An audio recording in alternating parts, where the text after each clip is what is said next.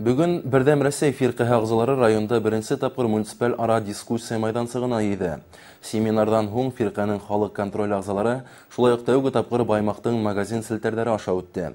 Унда тәү нәүбәттән һатылган продукцияның сифатына, хаклау срогына һәм хезмәтләндерү сифатына игътибар юнәлтелде.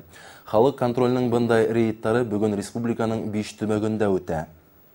Актив яшьтәр кирәк, партия яңнан яңа ағзаларын булырга тиеш. Әйтәләр бит обновление партии. Һәр вакытта, бүгенге вакытта ул бик мөһим. Һәм әлбәттә, ошондай актив булган егетләрдә, кызларда Бердәм Рәсәй партия үстерергә тиеш. На территории Республики Башкортостан, будьте любезны, все должно быть по стандартам. Если у нас по стандартам халяль должна в отдельных полках, это же касается и колбасной продукции. Сделайте отдельную полку. Тут не надо что-то изобретать. Вот здесь отделите. Поставьте, например, что-нибудь, перегородку. Хотя бы прозрачную, но жесткую, чтобы они друг с другом не прикасались. Халык контроля проекта менен Баймак калаһы һәм районы сауда селтәрдәрен тикшерергә сыктык.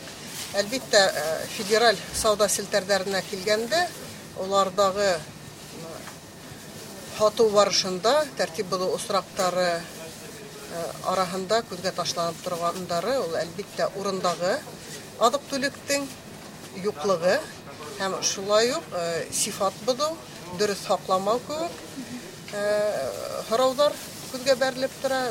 Әлбәттә, халык контроле ағзалары бөтәбездә монда күзәтелгән булу осрактарын сауда магазины селтәрдәренә һәм җитәкчеләргә иткердек.